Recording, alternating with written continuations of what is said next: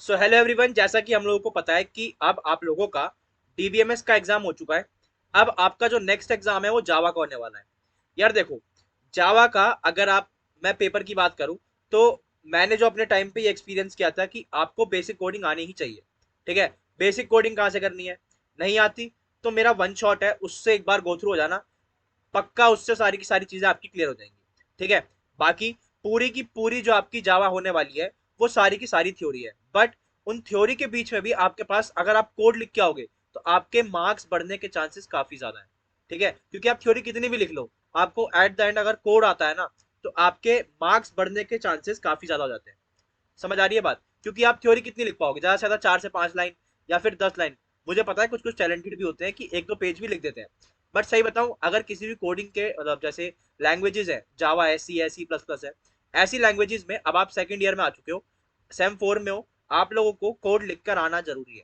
ठीक है, टीचर भी आपसे यही एक्सपेक्ट करता है, और अगर आप लिख कर आओगे तो आपके मार्क्स काफी अच्छे हो सकते हैं। तो जिसको बेसिक नहीं आता, वो जो मेरा वन शॉट है बेसिक वाला जावा का, उससे एक बार गो थ्रू हो जाना। ठीक है, बाकी अब मैं बेसिक की बात करता हूँ।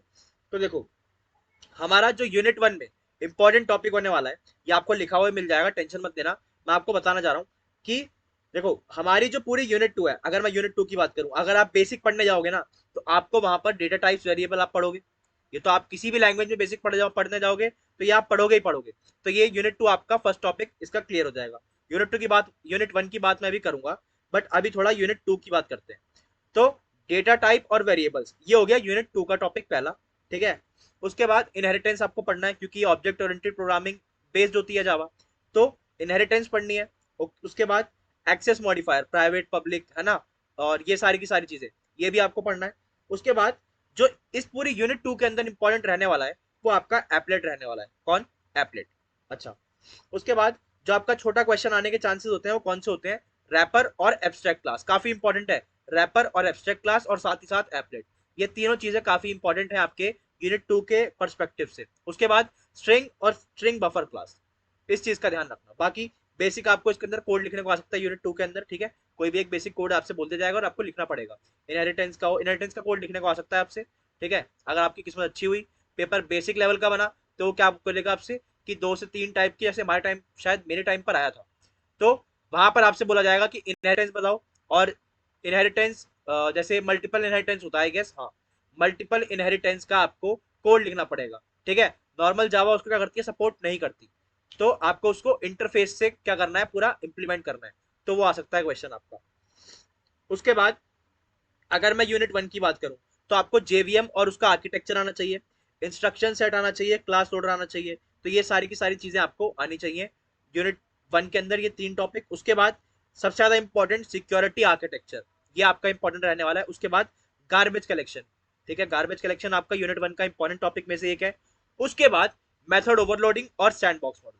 सैंडबॉक्स मॉडल आपको, जैसे मैंने बताया था शॉर्टकट में, क्या एक डायग्राम बनाना, जैसे मैंने अपने पेड लेक्चर्स में बताया हुआ है। ठीक है, और यूट्यूब वाले में भी आई गेस मैंने बताया हुआ है, बट मुझे पेड में आता है, मैंने बताया हुआ है। तो सैंडबॉक्स मॉडल और मेथड ओवरलोडिंग आपको करनी है। उसके बाद अगर मैं बात करूं यूनिट 3 की, तो यूनिट 3 में AWT और उसकी लाइफ साइकिल और थ्रेड सिंक्रोनाइजेशन। ठीक है, लेआउट मैनेजर, अडेप्टर्स, थ्रेड और मल्टी थ्रेडिंग, थ्रेड प्रायोरिटी और इवेंट मॉडल, इन सब के अंदर आपको क्या करना है, थ्योरी आपको पढ़नी है इन सबकी काफी अच्छे से। देखो, Java is all about theory.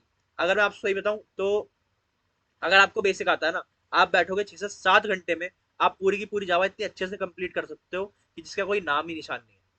ठीक है, तो आप 6 से 7 घंटे का ढंग से बैठोगे बेसिक पढ़ने के बाद, तो आप इसको कवर कर सकते हो पूरी की पूरी जावा को। ठीक है, एडवांस जावा नहीं, ये वाली जावा जो आपके सिलेबस में है। उसके बाद फोर्थ यूनिट में जेडीबीसी का कॉन्सेप्ट आता ही आता है ना।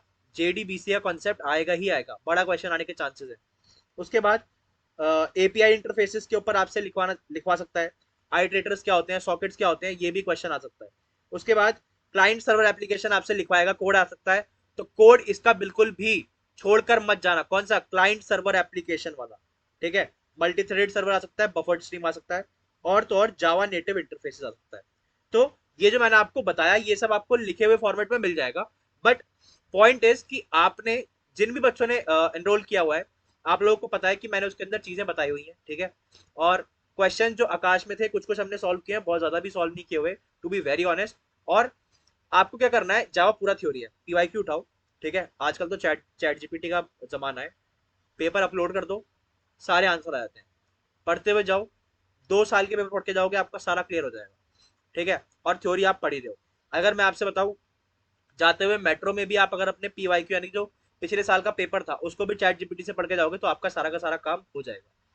तो ये आपकी पूरी स्ट्रेटेजी रहने वाली है। अब अभी ये शाम हो रही है, डीबीएमएस का पेपर आप देखे आओ, मैंने जस्ट अभी रिकॉर्ड करी है वीडियो, अभी इस शाम से बैठो। मैं आपको ये सजेस्ट करूंगा कि आप लोग अभी इसके अंदर आज बेसिक पढ़ लो पूरा का पूरा, ठीक है, और कल का पूरा दिन जावा के चारों यूनिट्स पे देने शुरू करो।